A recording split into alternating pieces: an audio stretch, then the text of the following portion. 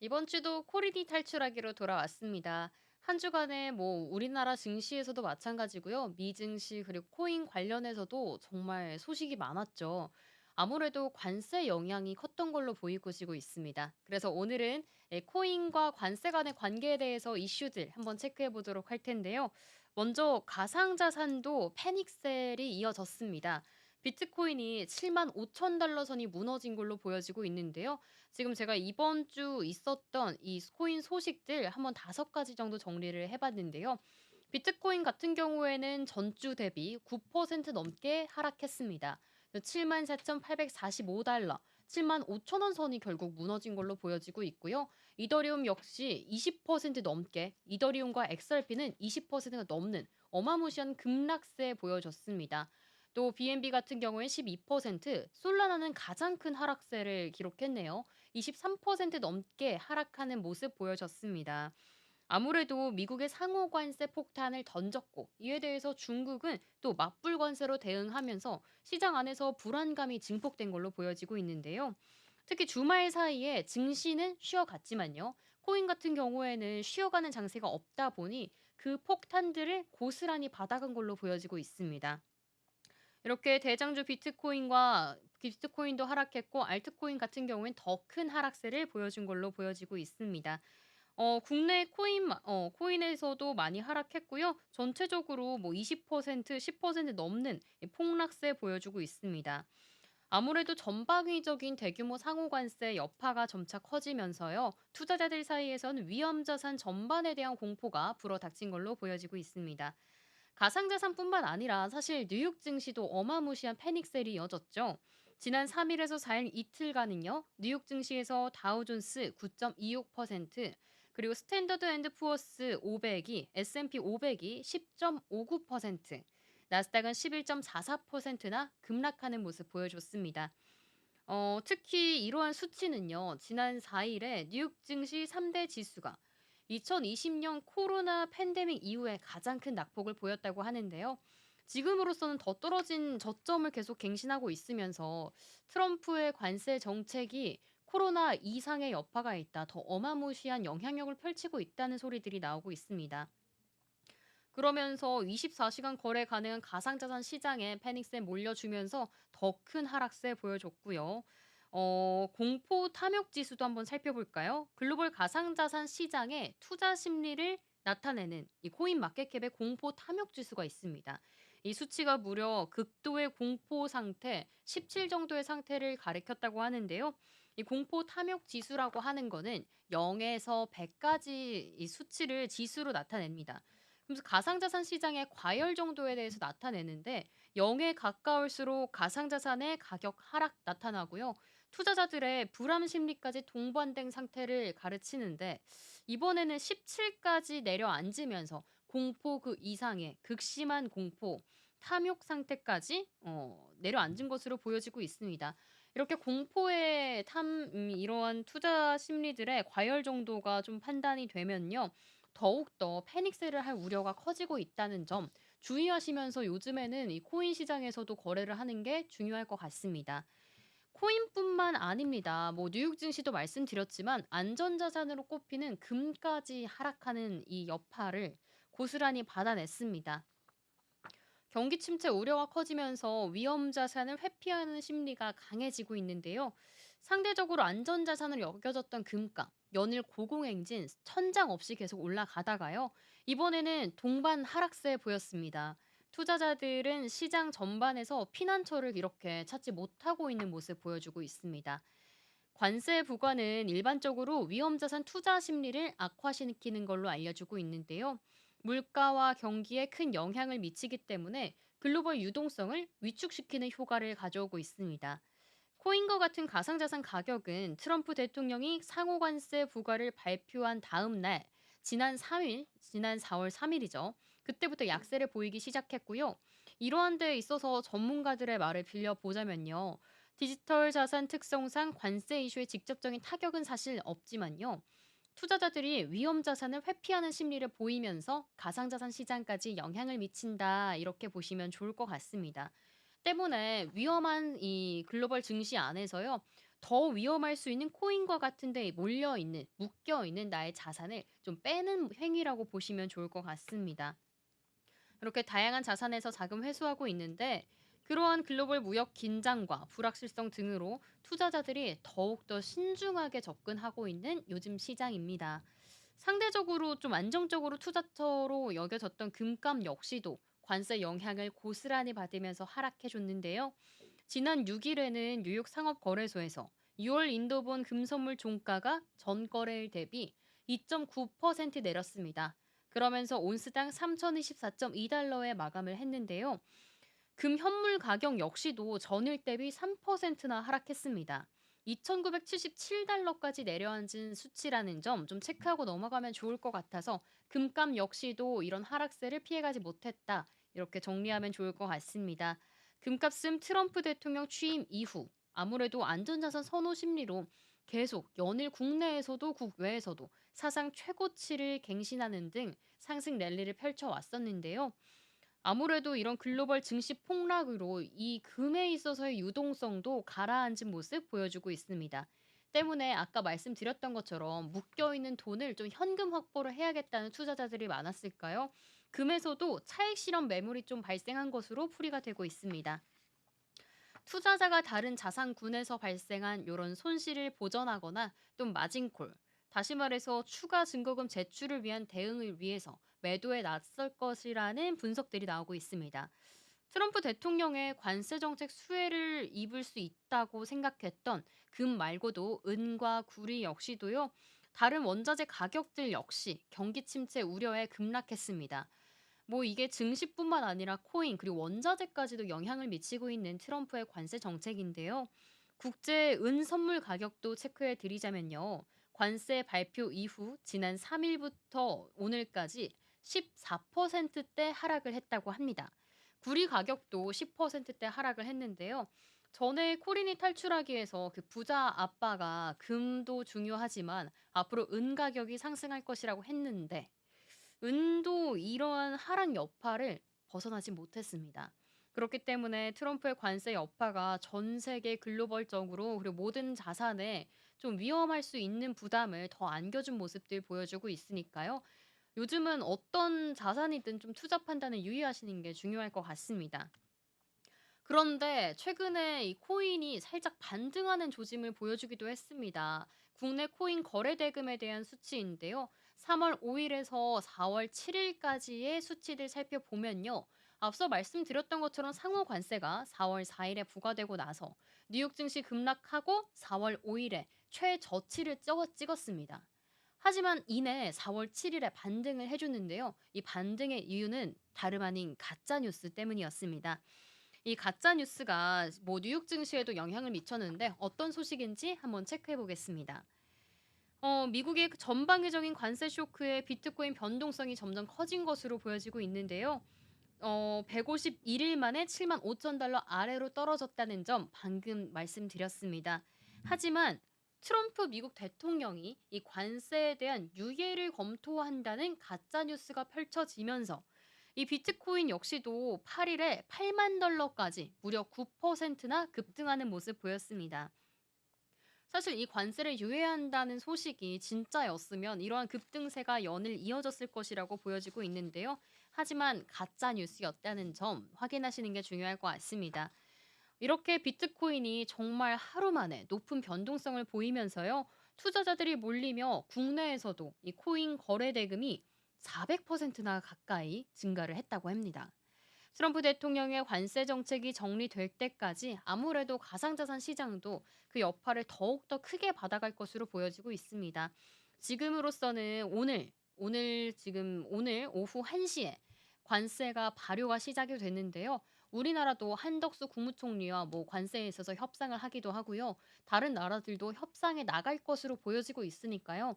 이 상호 관세가 발효됐다고 끝나지 않은 점, 그리고 앞으로도 어떻게 협상이 이어질지 이러한 좀 패닉의 여파까지 좀 줄어들 수 있을지 체크해 보시면서 뭐 미증시, 국내 증시, 코인까지도 지켜보시는 게 중요할 것 같습니다. 그렇다면 비트코인의 변동성 지수도 한번 체크해 보도록 할까요? 가상자산 거래소 비트맥스에 따른 자료에 의하면요. 비트코인의 일간 변동성 지수를 나타냈다고 합니다. 지난 7일에 4월 7일에는 6.26까지 기록을 했다고 합니다. 지금 그래프에서 보이시는 것처럼 7일에 67.8억 달러를 기록했던 급등세를 보였을 때 6.26이라는 수치를 기록한 건데요. 이러한 수치가 어떤 의미를 가지냐면요. 지난 1월 20일 기록했던 7.1 이후의 최고치라고 합니다. 1월 20일은 뭐 다들 아시겠지만요. 트럼프 대통령이 취임했던 날입니다. 지금 이만큼 트럼프 대통령이 등장과 같을 정도로 관세 부과가 어마무시한 영향력을 내미치고 있다는 점, 시장에 공포로 작용하고 있다는 점 체크해 보시면 좋을 것 같습니다.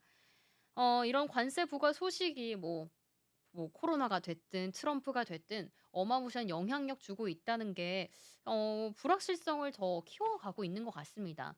앞으로 관세에 대한 이슈들이 어떻게 좀 작용할지 가상자산 거래, 트레이딩 하시는 분들도 함께 주목해 보시는 게 좋을 것 같은데요. 앞서 말씀해 주셨던 것처럼 트럼프 관세에 대한 이슈 좀 체크해 보면요. 국내에서는 오늘 8일에 트럼프 2기 행정부 출범 이후 처음으로 한덕수 대통령 권한대행 국무총리와 트럼프가 관세 문제 등을 좀 논의한 것으로 보여지고 있습니다. 물론 이때 관세만 이야기한 건 아니고요. 관세, 조선, 알래스카, LNG까지 논의를 했던 것으로 보여지고 있는데 이런 점들이 아무래도 트럼프가 관세에 있어서 협상에 나서고 있다. 조금은 호의적으로 보여지고 있지 않는가 하는 지점들 체크해 보시는 게 중요할 것 같습니다. 약간 국내 증시 이야기지만요. 뭐 조선이나 알래스카 LNG 같은 경우에는 트럼프도 우리에게 원하는 바가 뚜렷하게 있기 때문에 협상 카드로 좀 쓰지 않을까 하는 지점들 좀 체크해 보시는 게 중요할 것 같습니다. 총리실에 따르면 양측은 또 상호 윈윈하는 방식으로 이런 무역 균형을 포함한 경제 협력 분야에서 건설적인 장관급 협의가 지속되고 있다고 했으니까요. 이 부분 좀 체크해 보시면 좋을 것 같습니다. 양국 간의 무역 협상에 대해서 뚜렷한 안을 저희가 내놓지는 않았지만요. 본격적으로 시작되고 있다는 점이 어떻게 보면 오히려 긍정적으로 보지 않을까 생각도 듭니다. 한국 외에도 현재 여러 국가와 트럼프가 상호 관세에 대해서 협상 중이라고 하니까요. 지금 전체적인 글로벌 증시에 찬물을 끼얹었던 상호 관세 조금은 유해질 수 있을지 좀 지켜보시는 게 중요할 것 같습니다. 다음으로는 미국이 그러면 상호 관세를 어떻게 매겼냐 좀 정리해 보면 좋을 것 같아요. 계속 간밤에 눈을 감았다가 뜨기만 하면 트럼프와 관련된 이슈들이 쏟아져 내리고 있습니다. 이렇기 때문에 어떤 나라에 어떻게 관세 부과하는지 좀 총정리해 보면 좋을 것 같아서 준비해 본 걸로 보여지고 있습니다. 주요국에 대한 미국의 상호 관세율 체크해 보면요. 베트남이 가장 높습니다. 46%나 매기기로 했는데요. 물론 이 수치는 간밤에 중국에서 나왔던 이슈는 지금 빠져 있는 수치라는 점 참고해 주시면 좋을 것 같습니다. 뭐 중국 같은 경우에는 지금 나와 있는 수치상으로는 34%인데 여기서 뭐 추가 50% 그리고 기존에 20% 더해지면 뭐 104%의 관세가 부과된다. 이런 거 잠시 후에 조금 더 다뤄드리겠지만요. 그 점은 좀 참고해 주시면 좋을 것 같고 여기서 한국은 25%의 관세 부과가 정리가 됐습니다. 이 지점이 살짝 아쉬운 점은요. 좀 상대국인 일본은 24%의 관세인데 1% 정도 높았다는 점 체크해 보시면 좋을 것 같고 관세 부과가 조금 낮은 나라 같은 경우에는 10%대 유지하고 있는 점도 해당 수치로 체크해 보시면 좋을 것 같습니다. 또 EU 같은 경우에는요. 20% 정도의 상호 관세를 부과하겠다고 했는데 지금 약간 강대강 정책을 펼치고 있는 게 뭐 아무래도 중국도 강대강으로 맞불 전쟁 시행하고 있고요. EU 그리고 캐나다 같은 경우에는 손을 잡고 좀 미국에 대항하고 있다는 점도 체크해 보시면서 관세 전쟁이 본격화되지 않을까, 그렇게 되면 가상자산 시장에도 어떤 영향을 미칠까 좀 전망치들 예측해 보시는 게 중요할 것 같습니다. 이렇게 총 86개국에 오늘 상호관세 부과를 했다고 하는데 이러한 상호관세 부과 조치는 국제경영비상권한법을 토대로 한 것이라고 백악관은 밝혔습니다. 그래서 유럽 연합을 비롯해서 주요 국가들이 보복 조치 방침을 밝혀 나가고 있는 요즘인데요.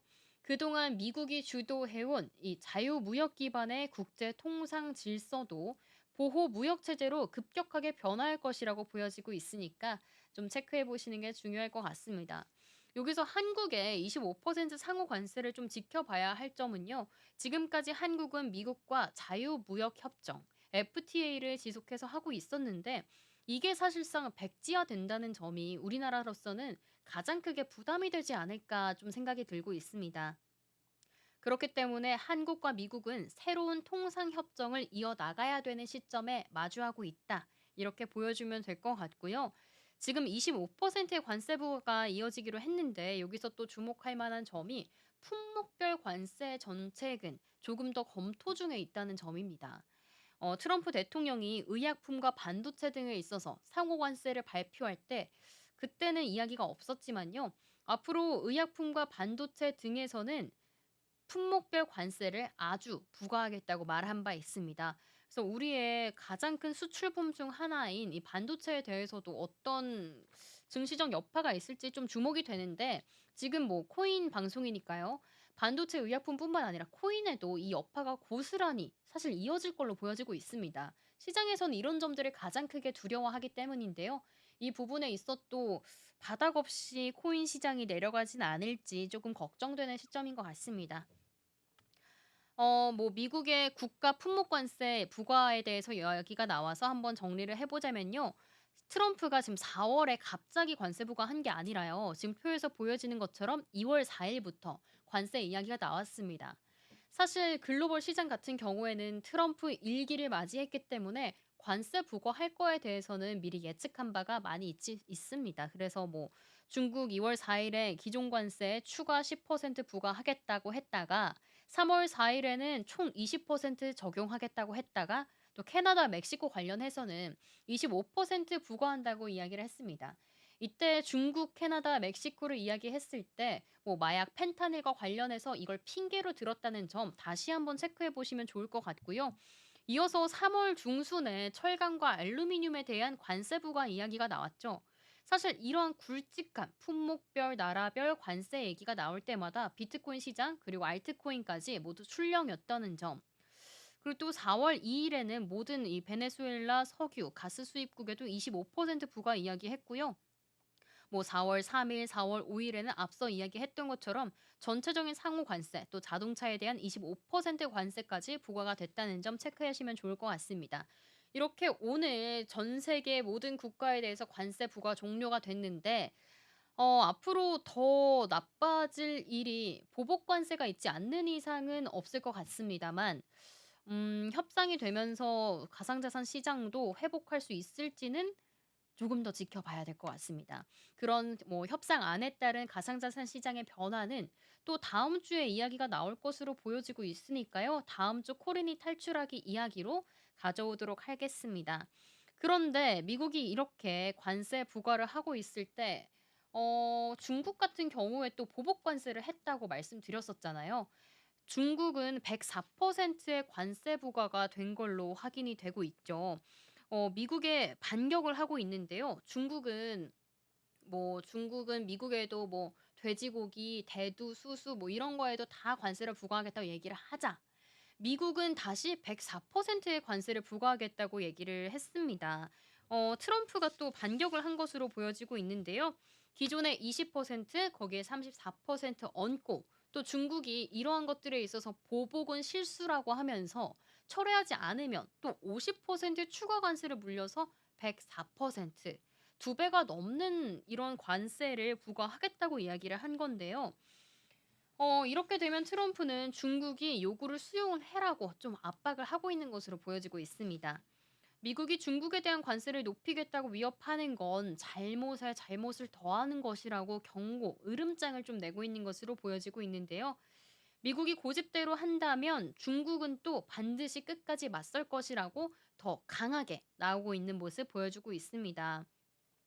이렇게 미중 간의 무역 전쟁이 관세 폭탄 공방 속에서 좀 치킨 게임으로 치닫고 있는 모습 보여주고 있는데요. 뭐 치킨 게임 다시 뭐 간단히 얘기하자면 어느 한쪽이 이길 때까지 서로 피해를 좀 피부치는 게임으로 몰고 가는 식을 말하고 있습니다. 과연 이 관세에 대한 협상이 어떻게 끝날지 좀 주목되는데 여기서 중국이 나왔던 6가지 묘수를 좀 발표했다고 합니다.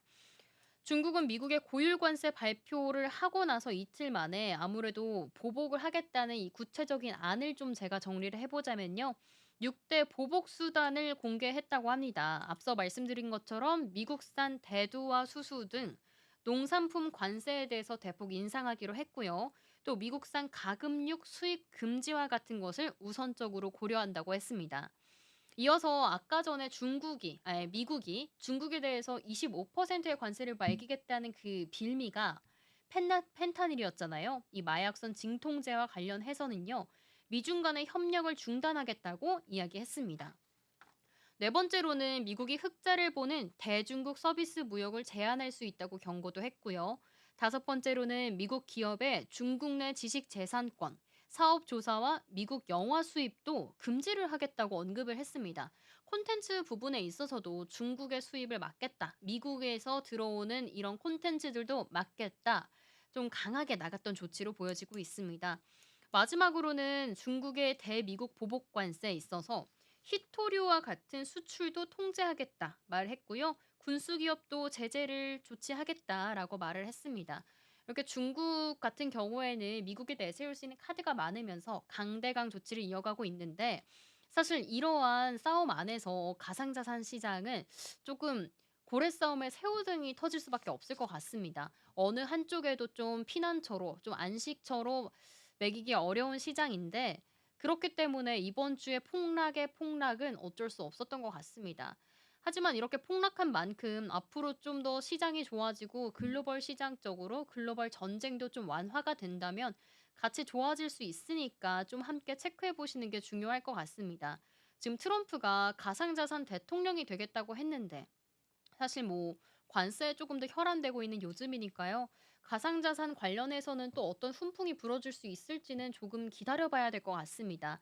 모두 좀 어려운 시장 이어지고 있을 텐데요. 앞으로 코인 관련해서 또 좋은 소식 나오길 바라면서 다음 주에 또 코린이 탈출하기 이야기 가져오도록 하겠습니다. 이렇게 이번 주에 굵직했던 관세와 이 코인 이야기들 한번 총정리해 봤는데요. 다음 시간에는 또 어떤 이야기가 기다리고 있을까요? 다음 시간에 코린이 탈출하기로 돌아오겠습니다. 시청해주신 여러분 고맙습니다.